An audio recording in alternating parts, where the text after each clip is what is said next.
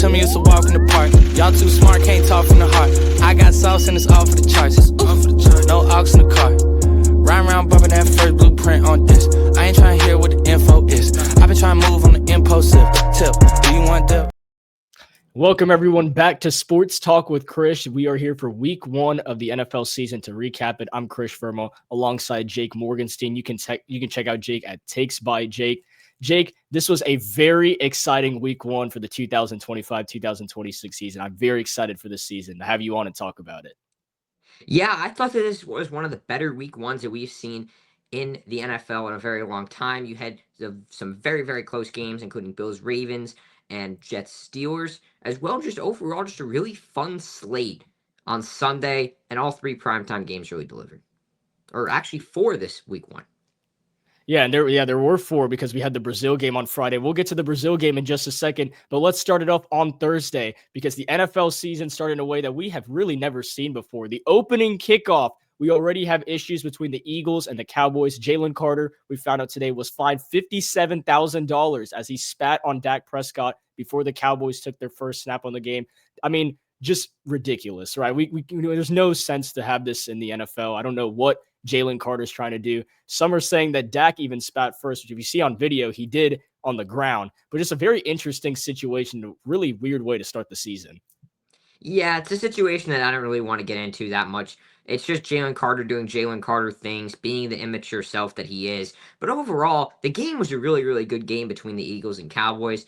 There was a weather delay for an hour-long delay, and no points were scored after that delay. And yeah, before that means the score was 24-20. The Eagles taking the victory. And a big emphasis I was looking into for this game is how the Cowboys defense, especially their pressure, is going to apply to the Eagles offensive line and Jalen Hurts. Jalen Hurts looked very comfortable in the pocket on Thursday, had 2 rushing touchdowns. And the Cowboys, for the most part, I will give their offense a lot of credit for keeping them in this ball game. And I know CeeDee Lamb is getting a lot of talk on social media and beyond for his drops in the later part of this game. But earlier on, he was a real big reason why Dallas had a chance to win this football game. Yeah, CeeDee Lamb's potential fantasy points was up near the 30s, and he only finished with 18. A really, really good game from him and Dak, though, showing the chemistry that they've been building for many seasons. But CeeDee Lamb, it's week 1. You can't really complain much about him. He dropped a few passes. I mean, we could very easily see that cleaned up by a guy at the caliber of level as CeeDee Lamb. So I think that Dallas will be perfectly fine. I just don't know if the team overall is that good, but I don't think that there should be any trouble with Lamb at all, as he still had a very, very good day going for 110 yards. Yeah, I think what was a little bit, in a way, concerning to me and kind of unfortunate is how we have this delay that we mentioned in the third quarter. I feel like it kind of took us away from what could have been an amazing ending. And not to say that it wasn't, with neither team scoring, still being a 1-possession game. But if we remember before the delay, the teams are going back and forth. Dak Prescott was really showing what he was capable of. There was a reason that he was second in MVP votes just a couple of seasons ago, and he was really proving that on Thursday night. Jalen Hurts and the Eagles obviously look like Super Bowl contenders coming off their win against the Chiefs. So it was still a great game. I just felt like that delay kind of slowed the guys down when they came back onto the field. Yeah, I completely agree. Trayvon Diggs was over on the concourse looking for food out there during the delay. I mean, both teams really just were slowed down, and I don't know. Delays happen. A delay happened in your Carolina Panthers game as well. Pretty rare, but they do happen.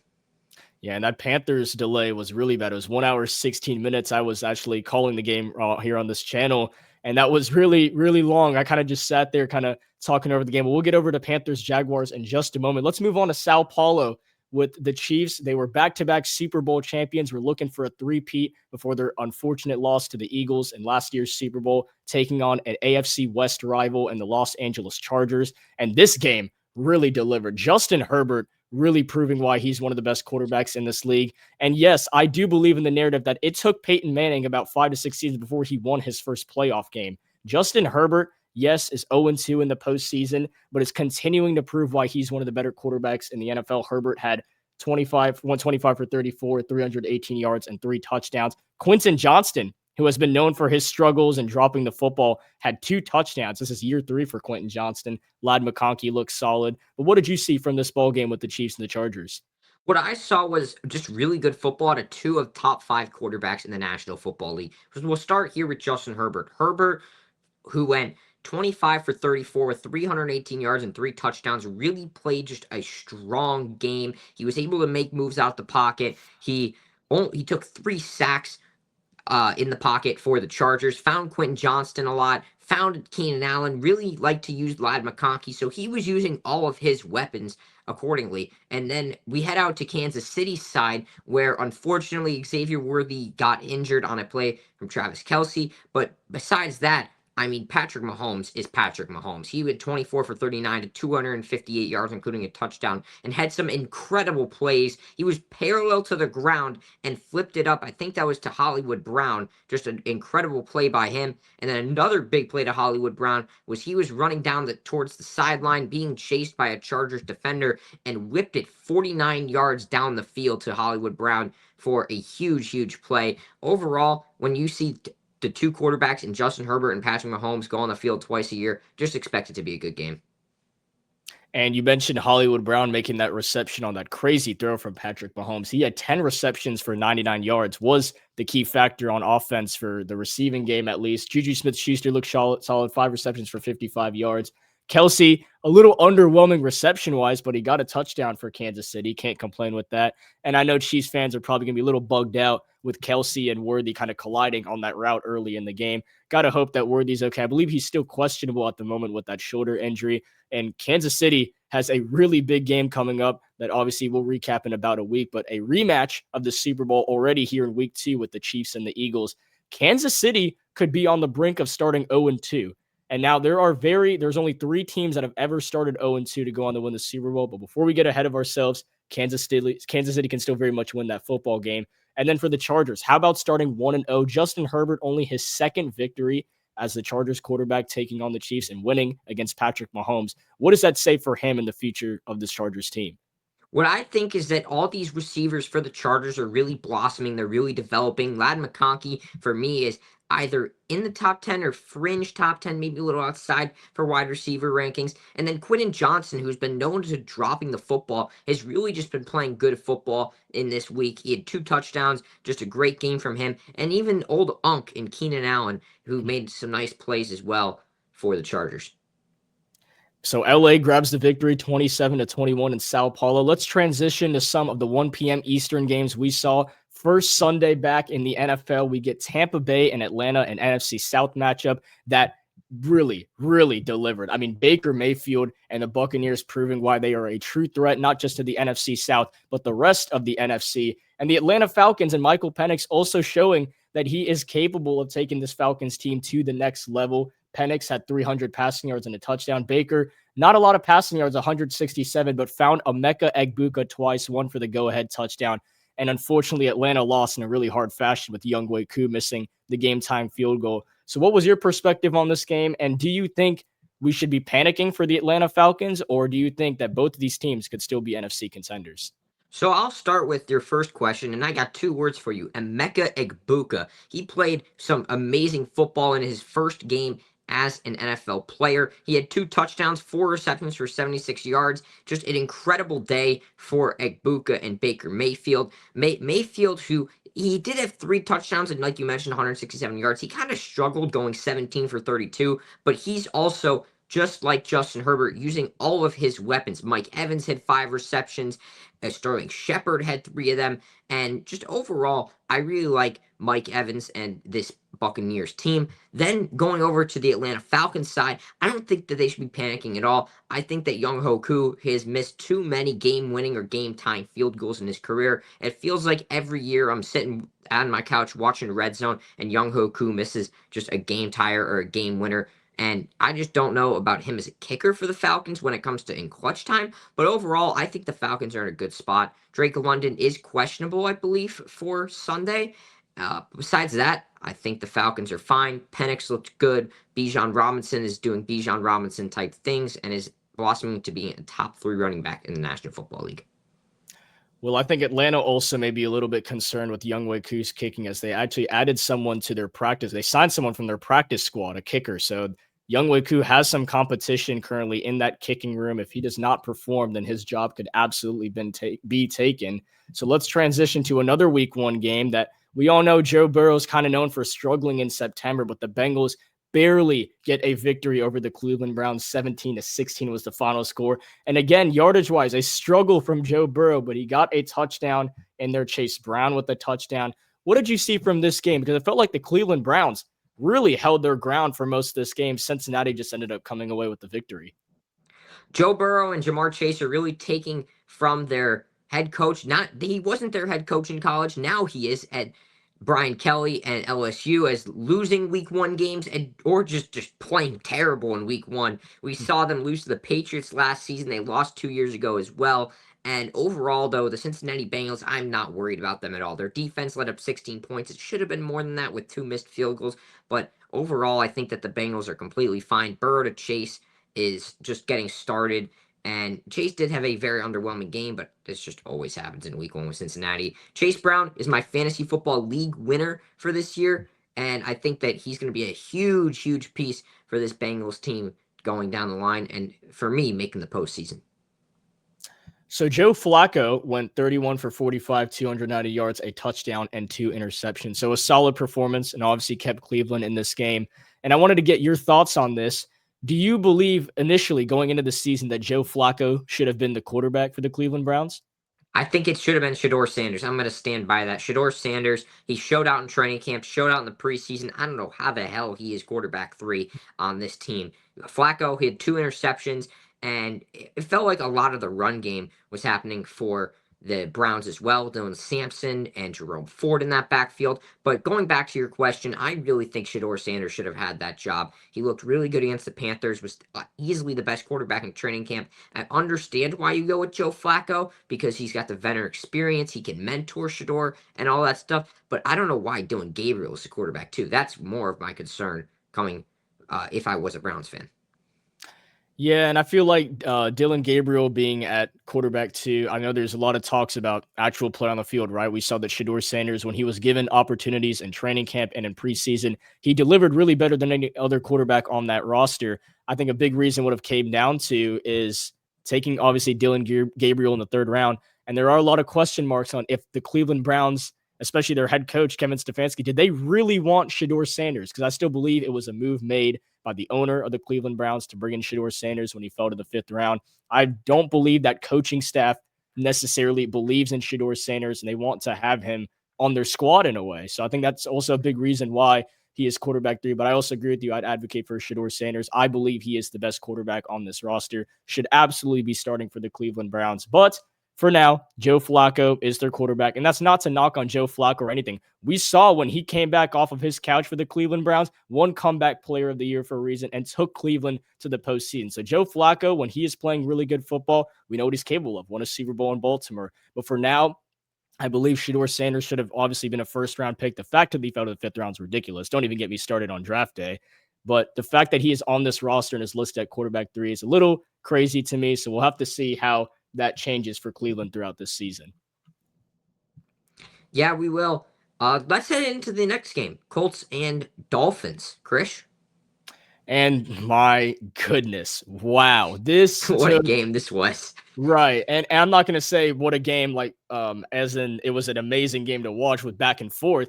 This was very, very lopsided and I was questioned, like, wow, this is lopsided to the point where is Daniel Jones a legit quarterback in the NFL? Now, this could be a huge opportunity for comeback player of the year. Daniel Jones was released by the New York Giants mid-season last year after he lost to the Carolina Panthers in Germany.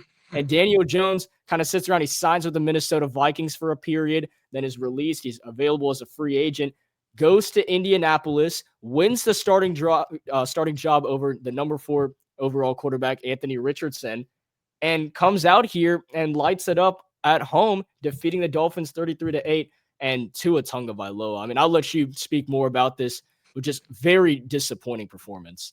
Very disappointing performance from Tua is an understatement. Tua Tagovailoa, 2 interceptions.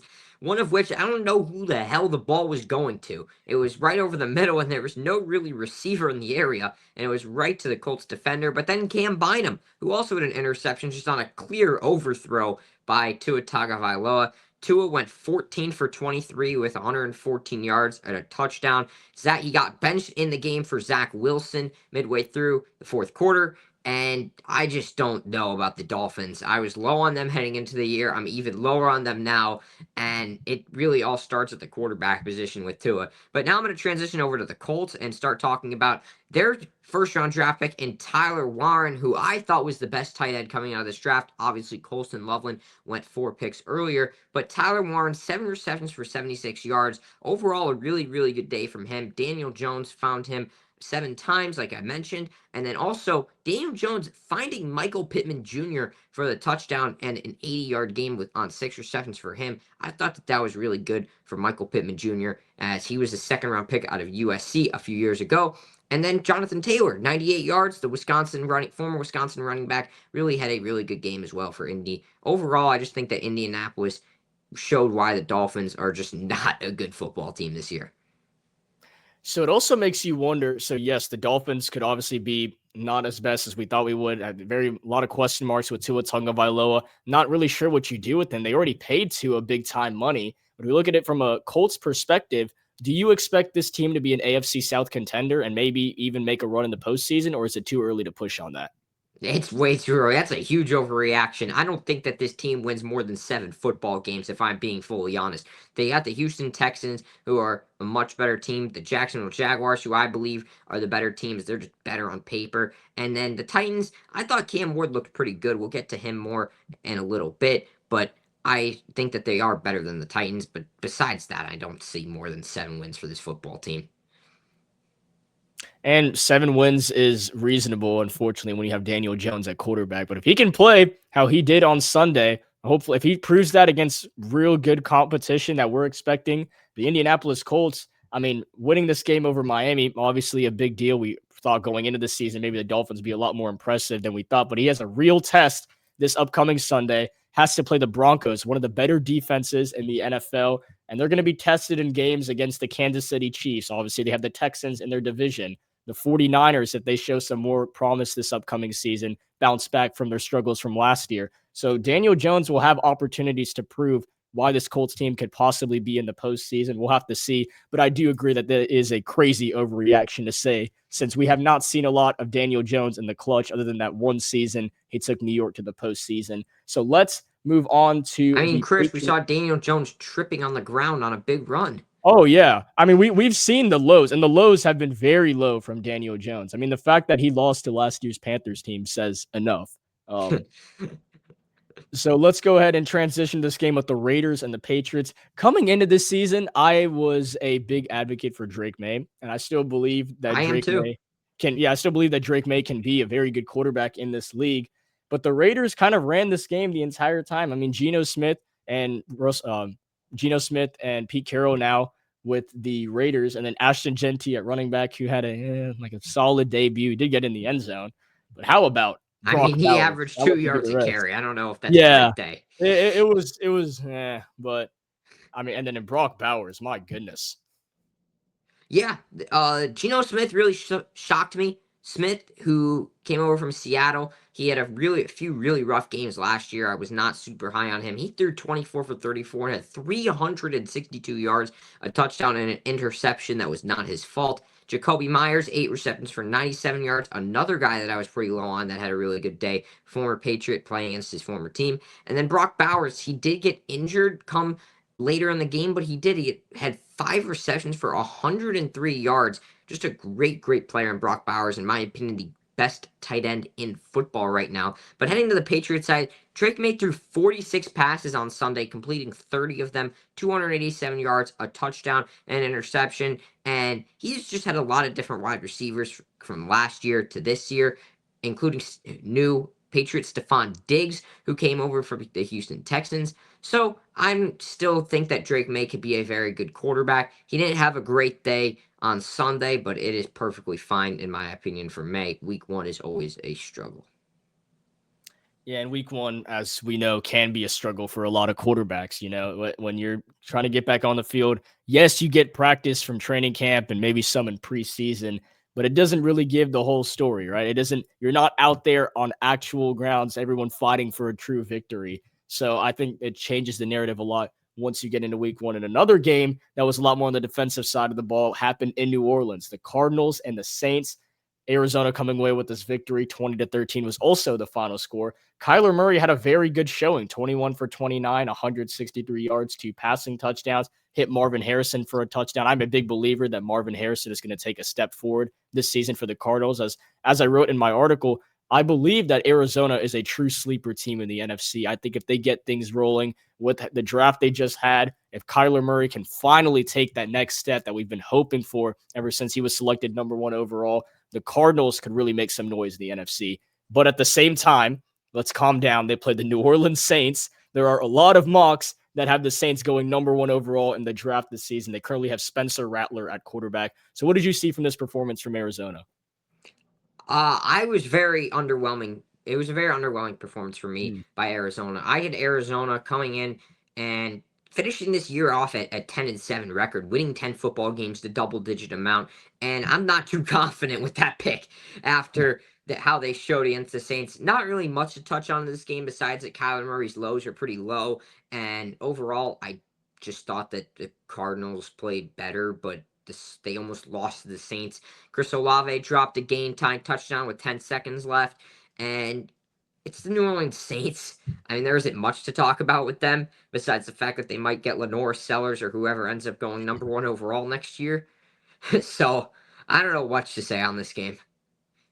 Yeah, I can almost guarantee that it won't be Arch Manning, even if he stays in Texas. I do not think he's going to be the number 1 overall pick. I like that you mentioned Lenore Sellers or Garrett Nussmeier to be possible in contention for number 1 overall next season.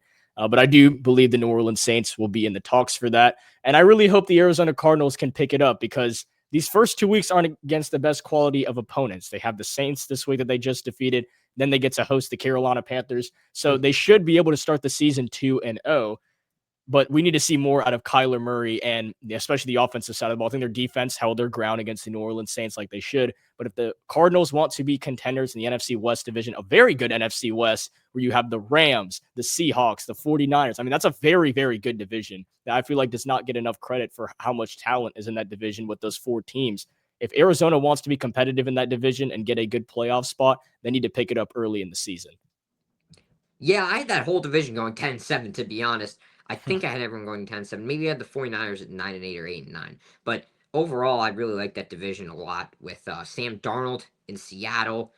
Brock Purdy is in San Francisco, and one of my favorite quarterbacks because of just the pure quarterback play that he brings and pocket passer Matthew Stafford is in that division as well. And Stafford has for decade has been just that quarterback, the Great pocket poised, passer. amazing poised quarterback, winning the Super Bowl with the Rams, and I mean, very possible that they can go on another run again this season. But before we move into those games, let's keep it with the 1 o'clock games and a game that impressed me the most: the Steelers and the Jets. Aaron Rodgers playing his former team, Justin Fields playing his former team in East Rutherford. The Steelers took it at the very end. Chris Boswell with a 60-yard field goal to defeat Justin Fields and the New York Jets. Aaron Glenn in his first game as head coach. Very, very good game from Justin Fields and Aaron Rodgers. So I'll let you speak more about it. What did you see from this game? Yeah, a New York Jets fan myself. I've got a lot to talk about with this game, but I'm going to start it off with the lows for the Jets, and that's going to talk about their secondary. It's led by Sauce Gardner, who really didn't have a good game at all. Brandon Stevens is a guy that I thought looked terrible for the Jets. He missed an interception that could have extended the Jets' lead and with a pick 6 as well. He just got torched on multiple plays. But going aside from that, let's talk about the highs for the New York Jets. And it'll start with the quarterback play at Justin Fields. 16 for 22, 218 yards, a passing touchdown, and a rushing TD as well, or 2 rushing TDs, excuse me, on Justin Fields. Fields, he came from Pittsburgh, his former team, and Chicago, who he was with a few years earlier, got drafted, and I don't remember exactly where, it was in the 10 to 15 range on Fields, but he looked really, really strong, was just comfortable in the pocket, avoided sacks the entire game. And another thing I want to touch on going back to the sacks is Armand Membu, who had the best PFF ranking for an offensive lineman in week 1 for the Jets. He stopped TJ Watt, pancaked him multiple times. And overall, this New York Jets team, they played really, really, really good football. And as a fan of the Jets, I said they may win 6 games max this year. I had them at 6-11 going in. I had them winning this one, but 6 wins is what I had them. And I think that 6 wins could really improve to anywhere from 8 to 10 wins after what I saw this week. Fields looked really good. This is the most excited I've been for a Jets team in a while. He found Garrett Wilson for an incredible pass for a touchdown. Breece Hall had a really good game. The overall offensive line brought a bunch of holes. I really liked what I saw to the New York Jets. So the Jets obviously, unfortunately, lost this football game despite, putting themselves really on the map. But what would you have to say for Pittsburgh, who had 17 points in that fourth quarter? Aaron Rodgers really proving that he still got it. He had 4 touchdowns in this game, 244 yards, and maybe people shouldn't write him off so quickly. Yeah, I thought Aaron Rodgers played a really, really good game. Unfamiliar soil, the Jets, his former team, so both quarterbacks going against their former teams. But Rodgers, he had 4 touchdowns. He found Calvin Austin a couple times, who really beat Brandon Stevens badly. He found his tight end multiple times. Really, Rodgers and Arthur Smith, they both love the tight ends, the double tight end set a lot for Pittsburgh. He only had 244 yards with those 4 touchdowns, but he went 22 for 30. Just overall for Pittsburgh, I really like what I saw from them. Scoring 34 points as a team that has Robert Woods as their wide receiver too in 2025. I did not think that they would be able to put up 34 points, but they did, and they really showed it well. They just played a better game than the Jets, and that's just how football works. You win games by 1 to 2 points, you get that win on your record. So, not much to say for the Steelers besides the fact that I think that Aaron Rodgers showed that he still has it. And Aaron Rodgers still has it means a lot for a lot of those fantasy owners, because I'm one that had Bo Nix play week 1, and that was a true struggle for me. So I am definitely interested in Aaron Rodgers on waiver wire. But before we get to Bo Nix's game, let's touch down in Landover, Maryland. Washington. Oh, look at the Commanders, man. I know they played the New York Giants. It's making the Giants question their quarterback room as well. So we'll talk about Russell Wilson and his future with the Giants. But Washington looks like they still have it from last season. Deebo Samuel looked very good in his Washington debut after we've been clowning him all offseason. Ja'Cory Crosky-Marriott looked very good in his debut for the Washington Commanders at running back. And Jaden Daniels doesn't look like he's slowing down anytime soon. A completely different situation with Jaden Daniels versus CJ Stroud. Stroud, who was the second overall pick in the 2024 draft, I want to say. No, 2023 draft. He looked and struggled in his sophomore year. Jaden Daniels, he's came out firing for this Commanders team. I'm repping the Washington Commanders right here. Deebo Samuel, 1 touchdown, 7 receptions, 96 yards. Just a great day from him in his Commanders debut. Got traded from San Francisco. You mentioned Ja'Cory Crosky-Marriott. He also had a really, really strong game. 82 yards, including on 10 carries, including a touchdown run. But something I do want to touch on is Terry McLaurin. Request to trade, gets paid and running cardio. Only 2 receptions for 27 yards from him for Washington. Yeah, I mean, we kind of see a trend in a way for some receivers. I'm not going to say all of them, right? Like CeeDee Lamb got paid, and despite those drops at the end, looked very, very good for the Dallas Cowboys. I'm not going to put the knock on Jamar Chase already and say that he got paid and is going to underperform for the Bengals, but he did not have a very good week 1. We know Cincinnati is known for not playing the best football in September. But for Terry McLaurin in Washington, I mean, if we're going to work all offseason, right, demand trades just to get this contract done, if we're running cardio against the New York Giants, I mean, there's a problem. I know they're going to play the Giants again this season. He's going to have a chance to redeem himself.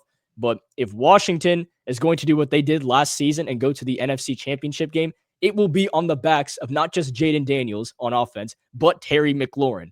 Terry McLaurin is a big reason why the Washington Commanders have had opportunities to get better and better over these last few seasons. They finally struck gold with their quarterback, and now Jaden Daniels, Terry McLaurin, very good duo. He's going to need his wide receiver for the rest of the season and eventually the postseason if Washington is capable of getting there again. And let's go over to a game where a team may not be capable of the postseason, and that is my Carolina Panthers. I'm very, very frustrated with this team. You have this one, Krish.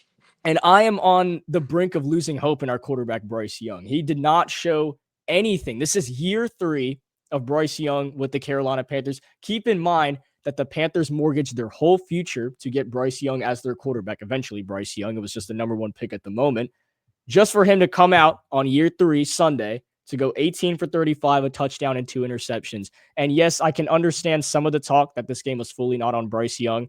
The play calling was absolutely atrocious. I was very in disagreement with some of the play calls, especially on a drive where Carolina would run the ball on first, second, and third down, then 4th and 1 in the red zone decides to go empty stack, 5 wide, and have Bryce Young pass the football. Makes absolute zero sense. You're not fooling anyone if you're the play caller. And just Dave Canales knows that. And I know he took blame for this loss. I know a lot of players took blame for this loss, but it's getting to the point where the fan base cannot do it anymore. And we've tried expressing this the last few seasons. When we traded for Bryce Young, that was when we traded, not after he started playing football, because that rookie year, we went 2-15. When we traded for Bryce Young, coming off that season, we went 7-10, almost made the postseason. When we got Bryce Young in the building, there was a lot of hope for this team. There was a lot of hope that we were going to make a change in Carolina and finally get a winning culture here. And ever since, Bryce Young has only managed to win one road game as we go into Jacksonville for this game. And he has to go to Arizona next week, which is another road game. The one road game was the Week 18 game that we won in Atlanta last year, and that game got us hyped again. So Bryce Young, the biggest problem with him is consistency. His entire rookie season, we rarely saw flashes. Really concerned us. We decided to stick with him again, because we mortgaged our whole future for Bryce Young. Week 1, week 2, the worst quarterback play I have ever seen. And I know I'm only 15 years old, but that quarterback play was abysmal. And we all know it was. There's no hiding it. Even Bryce Young knew it was. Was benched, got his opportunity to come back, and looked like a very good quarterback. He made plays where he looked like the number 1 pick, and he was playing freely like he did at Alabama. So I'm not sure if it's Dave Canales emptying the playbook for Bryce Young in the second half of the season because we have not much to play for, or it's the Carolina Panthers not being good when it matters. Week 1 is a big deal to not just prove to your fan base, but to prove to those in the locker room that you can be a competitive team, and the Panthers did not prove that. On the other end, for the Jacksonville Jaguars, it's also a little unfortunate as a Panthers fan seeing it because they are taking strides forward. Trevor Lawrence did not look the best in this football game, but Travis Etienne looked very, very good. 16 carries for 143 yards. And Travis Hunter didn't do much either on either side of the ball, but for his first career game was involved on both sides of the ball. And I was happy to see that for him, and Travis Hunter's getting the opportunities that he got at Colorado. So for the Jaguars, a good victory. But as a Panthers fan, there just becomes this time in every single season that we just don't believe in this team anymore. The only bright spots I really saw from this game was that Tedero McMillan in his first career game is going to be a legit receiver. He could be a top 10 receiver one day. Chuba Hubbard proving why he was paid last season. J.C. Horn also proving why he was paid. That crazy acrobatic one-hand catch.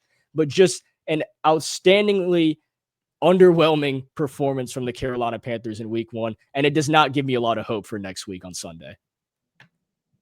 Yeah, I'm going to transition us into the first game of the late window that I have here, which is the San Francisco 49ers and the Seattle Seahawks. And it was a game that came down to the wire. It was a beautiful pass from Brock Purdy to Jake Tongs for a game-winning touchdown. Reek Woolen almost had it. He just needed to knock the ball down. It was a 3rd down and 3. And overall, I thought that the 49ers, they won the game, but I think the Seahawks played better. Jackson Smith-Njigba had a nice game. Sam Darnold went 16 for 23 with 150 yards, but he did lose a fumble at the end of the game. But I like both these teams this year. I think they'll both finish above 500. And I don't know, just a competitive divisional matchup. Yeah, and that jump ball to Tongs, it kind of reminds you of, I know there's vast different to the situation, but it reminds me of the Joe Montana touchdown that he threw in the Super Bowl against Cincinnati. I know, very different situation, but the way he just grabbed up for the ball and caught it, and it's just like miraculous. There's a minute left, the game's on the line, and a very good play from Brock Purdy and Tongs. So I'm excited to see the 49ers do that. Yes, for the Seahawks, we all know the 49ers defense still very solid, so Sam Darnold's going to have time to improve. But I agree with you. I think both of these teams, when they meet again in San Francisco, it's going to be as competitive as it was here in week 1 in Seattle. Yeah, I totally agree. Sam Darnold is someone that I think could be a very, very good quarterback as well for this 49ers team. And after what I saw on Monday, I was thinking, how real good is Sam Darnold with how he was last year in Minnesota? but he only really threw the ball at Jack Smith and Jigba. And Jigba had Right. 124 out of the 150 yards from Darnold. Right. And you're going to need to get the other guys involved on your offense. It was a big thing when DK Metcalf got traded, right? When he got traded to this Pittsburgh Steelers, that was a big loss for Seattle in a way to lose him. But they do believe in Jackson Smith and Jigba. There's a reason he was targeted so much. Just a matter of time before they even get the run game. Kenneth Walker only had 40% of the snaps that he played and was involved for the Seattle Seahawks. They relied a lot on Zach Charbonnet, who even had a touchdown for them. So I'm interested to see how that will keep moving forward. And let's go over to Denver. Cam Ward, the number 1 overall pick, making his debut against the Broncos. Bo Nix very much struggled. And Cam Ward, I guess you can say struggled, but he's the number 1 pick in his first career game. The number 1 pick doesn't go to a very good football team. I think the Tennessee Titans will struggle this season, but I still believe in Cam Ward. Yeah, I thought Cam Ward looked pretty strong for the Titans. He made a couple really, really nice throws in this game, but I'm going to go ahead and transition to the winning team in this game. And the Denver Broncos, they were 9-point favorites, won the game by 8. And Bo Nix, who I was thinking coming to the year is just outside the top 10 of my quarterback rankings. I had him anywhere from 11 to 15 throughout the entire offseason, and he went 25 for 40 with 176 yards, a touchdown, but 2 interceptions. 2 not good interceptions either. Just threw the ball in the coverage and just not a great spot on both of those picks. But Courtland Sutton, who is a receiver that I really like, he had a nice game with 6 receptions for 61 yards and a touchdown. And then R.J. Harvey, he broke free for a good 50-yard rush in this game as well. And J.K. Dobbins had a touchdown. Overall, a lot to see from the Denver Broncos. I have them making the postseason as well. So I say we should shall we move on to what was America's game of the week that didn't really turn into America's game of the week because it turned into a Packers victory by a good amount. Don't let that score fool you that it was a 2-possession game. Green Bay dominated this game at Lambeau. Jordan Love, a very good performance. Same with Josh Jacobs. Micah Parsons making his Green Bay Packers debut. And it really makes you question. We thought about this all offseason when Ben Johnson went to the Bears, when Aaron Glenn went to the Jets. Are those 2 coordinators what made the Detroit Lions as good as they were last season? And yes, it is week 1. Overreactions are a must, but we cannot always consider them. Do you think those 2 coordinators leaving is going to show off kind of fraudulent the Lions were in week 1, or do you think they'll bounce back from this? I think the first few weeks of the season, the Lions are really going to need to adjust to not having the 2 coordinators, but I still think that the talent is there. Jared Goff, this is being very overshadowed by his performance. He went 31 for 39, just a great ratio of completions to incompletions at 31 to 8. And overall 31 of 39 versus attempts. He had 225 yards, so not the greatest yards of game for him, but he had 31 completions, and that's just really, really good when it comes out of a quarterback. And I really liked what the Lions did come the end of the game. That pass to, I don't even know this guy's name. It's Isaac Tesla, who he made one of the greatest catches I've ever seen live. Oh, yeah. At that catch in the end zone with a minute to go in the game. But I'm going to go ahead and say that the Lions, I have them at the 1 seed after this week. I don't know if they're going to be the 1 seed anymore, but I thought that it was a very, very good game by Detroit when it comes to their first game without their 2 coordinators. But let's go to the Packers side, and I'm going to talk about Jordan Love a little bit. 16 for 22, 188 yards, 2 touchdowns, and just a great day from Jordan Love. Great day to be a Packer fan, as Jordan Love played really, really good football, found the soft zones, found the open men, and Josh Jacobs, he had 19 carries for 66 yards, including a touchdown as well for the Packers. I think the Packers are Super Bowl contenders. I know our good friend Will was like, I think he thinks that they're 1 player away. I think that they're Super Bowl contenders now. Well, that 1 player away might have been trading for, I don't know, one of the best young defensive players available in the NFL. And they sent 2 first-round picks and Kenny Clark to the Dallas Cowboys to acquire Micah Parsons, who had 3 pressures and a sack in his debut for the Green Bay Packers. I'm very excited to see what his future is going to look like in Green Bay. And we'll check out the last 4:00 game, the Rams and the Texans. Houston failed to score a touchdown in this game as the Rams won 14-9. Matthew Stafford, like we said earlier, continuing to prove his poise, his pocket presence, just an amazing quarterback. And CJ Stroud, now in year 3, this is actually kind of funny. I made my whole rant about the Carolina Panthers loss to the Jacksonville Jaguars. Bryce Young has more touchdowns this season than CJ Stroud. And that is a little concerning to say out loud. Yes, I am well aware that CJ Stroud played the Los Angeles Rams defense, one of the best front sevens, if not the best front seven in the entire NFL. So I know that statistic is going to turn a lot of heads, right? I think I'm going to calm down myself as a Panthers fan, right? Obviously, Bryce Young, CJ Stroud are always going to have a lot of history tied together. Um, but this was still a little underwhelming performance, and CJ Stroud even called out his team after the loss. So what did you see from the Texans on their perspective on the L, and then the Rams with the W? I think that CJ Stroud's sophomore slump wasn't really a slump. I think that's just who he is. Stroud went 19 for 27 with 188 yards, no touchdown passes, and interception. And I just think that the Texans, though, they're really hit with injuries. Tank Dell out. But something I also really want to touch on is where was Nico Collins on Sunday? Nico Collins, 3 receptions for 25 yards. Got more yards went to Jaden Higgins than Nico Collins.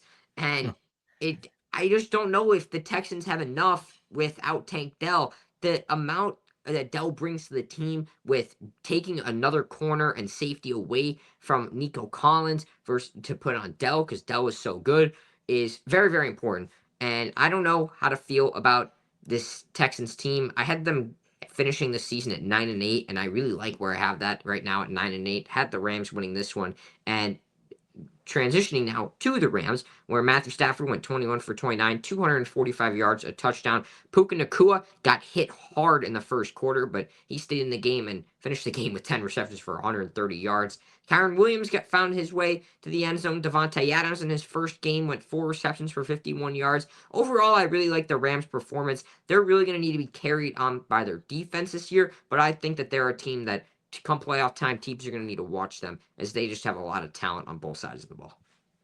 I mean, Puka Nakua is just out of this world. I just cannot believe that a prospect of his caliber just fell so far. Like, no one saw this out of him. This is just crazy how fast he just blew up and has turned into this reliable receiver, one of the best in the game. And when you have a quarterback like Matthew Stafford, I mean, this is going to happen. The 10 receptions for 130 yards to start the season. That's one of those performances that is obvious. I'm not knocking it at all to say it's impressive. I'm actually giving it even more praise because this is a performance that if you're going to see out of any receiver, you're going to see it mid-season near the end of the year. You know, they get all those reps. They're ready to play this football game. The fact he came out here week one, finally getting up to game speed and goes out for 10 receptions for 130 yards is very, very impressive. Nothing to say more about the Los Angeles Rams other than they are going to be playoff contenders, still very much Super Bowl contenders. But for the Houston Texans, we have to give them a couple more weeks. We need to see how they keep playing because they were challenged with one of the best defenses in the NFL this week. So to chill out on CJ Stroud and the Texans, we're going to need Nico Collins to show up too. I agree with that as well. And let's move on. We have 2 more games to cover. One might be one of the greatest games I think we will ever see out of the National Football League, one that's going to be talked about for a very long time between the Buffalo Bills and the Baltimore Ravens on Sunday Night Football. Buffalo was trailing by 15 points with 5 minutes to go in this game before everything just changed. Just an unbelievable game. The Bills ended up winning 41-40 on a game-winning field goal from Matt Prater. Tyler Bass, ironically, was on IR before this game. They had to bring in Prater, and he won them the football game. But Jake, you can go ahead and go in depth about this game. This was one of the best games I've ever seen. This is the second greatest football game I've ever watched live. One is Chiefs Bills, and I don't even remember what year it was, but that divisional game that was my favorite game I've ever seen live. But this is my second favorite game I've ever seen live. No, I did not watch Rams Chiefs, if anyone asking, but I'm just gonna go in depth with this game, and I'm gonna go ahead and just talk about how I think the Buffalo Bills and both the Baltimore Ravens, these two teams, I think, will play each other in rematch in the AFC Championship game. And both these teams delivered strong. Josh Allen, 33 for 46 with 394 yards and 2 touchdowns. Krish, your favorite college football team, Florida State, Keon Coleman, who was there 2 years ago, had a rough rookie season. His start to second year, man. 8 receptions, 112 yards, including an incredible touchdown catch. Khalil Shakir had 6 receptions for 64 yards. James Cook had a touchdown and 102 yards. Dalton Kincaid had a touchdown. Overall, everything was going right for Buffalo, and we have to talk about Derrick Henry on the other side. Derrick Henry, 18 carries, 169 yards, 2 touchdowns. He may be old, he may be aging, he is still the beast. Derrick Henry, King Henry, he had 2 touchdowns, including many, many huge games. 9.4 yards per carry, had the longest carry of the game at 49 yards rushing on one play. Zay Flowers as well had a huge game with 7 receptions for 151 yards and a touchdown. But the one thing you got to go back to with Derrick Henry is the fumble. Derrick Henry, he fumbled on the first play of the drive and come in the fourth quarter. It was recovered by Buffalo. One play later, Josh Allen found Keon Coleman for a touchdown, and then that's when the comeback really started for Buffalo. Josh Allen played great. The Ravens played good ball, and 81 points scored in the game of the National Football League. That is as rare as you're going to get. Just a great game from both sides, especially for Josh Allen and Buffalo. And Matt Prater, who comes in, takes a red-eye flight on Thursday night from Arizona to Buffalo to kick for the Bills on Sunday. He hits 3 field goals, 3 critical field goals for the Bills as well. Yeah, and the Matt Prater story, that's just unbelievable to me that he came out there, was not really prepared. I mean, as a kicker, you don't know what situations you can be prepared for. But even initially, he wasn't even on the Buffalo Bills until Thursday. And to come in on Sunday and have the performance he did, unbelievable. And yes, very critical field goals. One of those field goals missed, and the Baltimore Ravens win this football game. It's a big difference. A 1 point and 1 kick can change an entire game. And as I made a crazy perspective right earlier, talking about the Tongues touchdown kind of reminded me of the Joe Montana touchdown and the motion that it was caught. This kind of reminded me of the Miami Heat and San Antonio Spurs, that crazy NBA Finals games about a decade ago when Chris Bosh passed it to Ray Allen, he hit that touchdown. In a sense, that a few thousand fans left this game. Buffalo Bills fans left this game early. It was a 15-point deficit with 5 minutes to go. Nobody comes back from this, and Josh Allen is the one that comes back.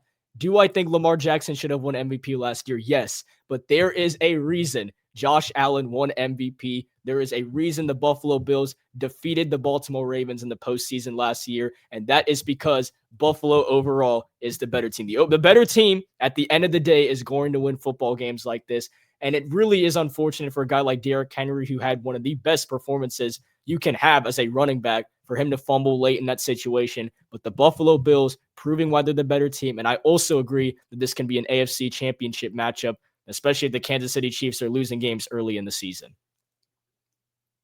Yeah, I'm really excited to see what both these teams hold. Buffalo will be playing the Jets next weekend. As a Jets fan, I think Buffalo is going to blow out the New York Jets in what is not going to be a very close game, even though Jets fans are pretty optimistic right now after that Week 1 performance. And I think Jets fans, in a way, should be optimistic about that Week 1 performance. That's not to say, right, that we're going to compete with the Buffalo Bills, especially for what they just did to the Baltimore Ravens. But for the performance they put up on the Pittsburgh Steelers, it's a pretty big deal. And why don't we go to a game that we know ended up very close? The Vikings and the Bears, Monday Night Football. Ben Johnson, his first career game as head coach for the Chicago Bears after spending time as OC with the Detroit Lions. J.J. McCarthy making his NFL debut. Unfortunately, the rookie from last year suffered an injury in preseason, now gets his chance at Vikings quarterback. And this game was ran by the Chicago Bears the entire time. And in typical Bears fashion, they lost this football game 27-24. And as a Panthers fan, right, we made the trade for Bryce Young with the Chicago Bears. So I necessarily didn't have a problem with this franchise until we made this trade, and their fan base, and both fan bases kind of gone back and forth. So nothing puts a bigger smile on my face than seeing teams in the NFC South lose and the Chicago Bears choking in big time games. And Caleb Williams, don't get me wrong, looked very solid in this game. He's definitely improved. He's definitely looked better with Ben Johnson as head coach, at least in the first half. I caught you right there. In the first half. Yeah, in the first Had me in the first half. I'm not going to lie. In the first half, Caleb Williams looked very much improved. And then the Chicago Bears came to play. Ben Johnson, known in Detroit for having his crazy play calls, I think he spent all of them in that first half, because after that, there was nothing I could say. No clutch gene or anything out of Caleb Williams. And J.J. McCarthy, even for struggling in his debut, came out and won that football game. That is very impressive. Yeah, Caleb Williams, in my opinion, is just proving why college doesn't mean everything. I mean, this guy was the number one overall pick going 6-6 in college. I don't care that people say that his defense wasn't good, but he went 6-6 and got the number one overall draft selection. But going back to what he did in this game, he showed really good potential in the first half. His pocket presence was great. His maneuvering around in the pocket and in really through the first half, just behind the line of scrimmage and everything, was really good, except when it came to the second half, and especially in the fourth quarter, he was overthrowing people. He was throwing hospital balls throughout the middle of the field. It was just not good from Caleb Williams and the Bears, and this game finished 27-24. I'd argue it could have finished 27-17. Just overall, though, I really liked the Minnesota Vikings, and I love J.J. McCarthy in that fourth quarter. Finding Aaron Jones in the end zone and on that soft zone was just a great play by him. Adam Thielen, Krish, former Carolina Panther, got traded a week ago. He had a really good route on the 2-point conversion to give the Vikings the 3-point lead, but I just like the Vikings a lot this year. I think that Sam Darnold last year, he was put around a 14-3 roster with Sam Darnold. I think that this year it could very easily be anywhere from an 11-6 to a 13-4 type roster.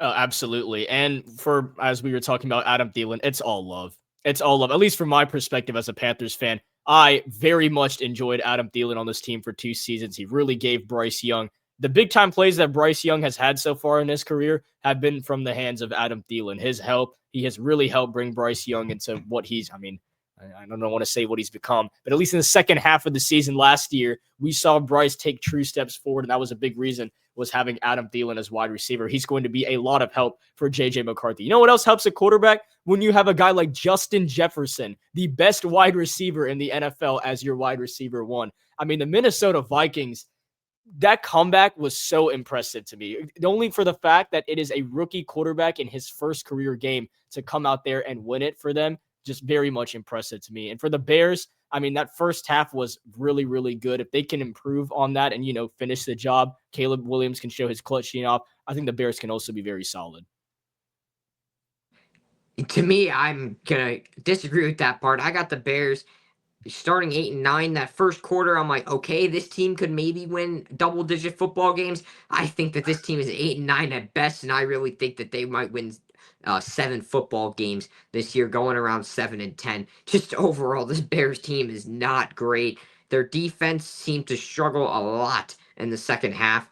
And one thing about hiring Ben Johnson is you have to look at the defense, and they have I think his name, Dennis Allen. That's who it is. I was about to say Dallas Allen.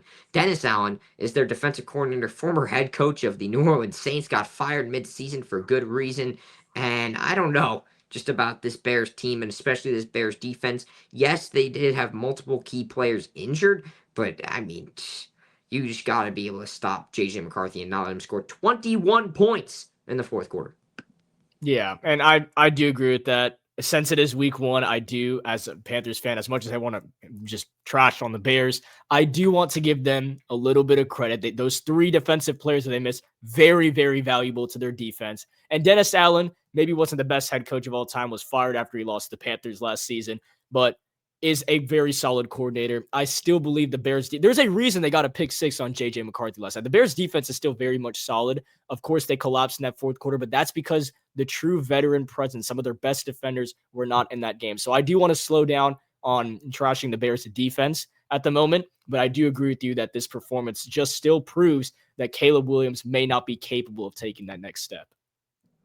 Yeah, I love how you say that Dennis Allen was fired after losing to the Panthers. It seems like every time that the Panthers win a football game, someone gets fired or cut. Yep, fired or cut. That's literally what happened last season, if you look back at it. I mean, for the Raiders, they didn't fire Antonio Pierce immediately, but we beat the Raiders last season. Then when you beat the Saints, Dennis Allen fired the next week, beat Daniel Jones. He's cut. I mean, and when we had the last few wins of the season, when we beat the Cardinals, I mean, we saw how upset Trey McBride, everyone else was in that building. And the Falcons, I mean, they got eliminated from the postseason. So it just feels like when the Panthers win a football game, something big happens on the outside of it. So hopefully Carolina can make a change and win in Arizona next week. But we will have to find out in our next episode. That is our 2025-2026 NFL Week 1 recap. I'm Krish Firma with Jake Morganson. You can check out Jake at Takes by Jake on his Instagram page. You know where to check Sports Talk with Krish out on Instagram, YouTube, and other places. Thank you all for tuning in. Make sure you hit the subscribe button, and we will see y'all in the next.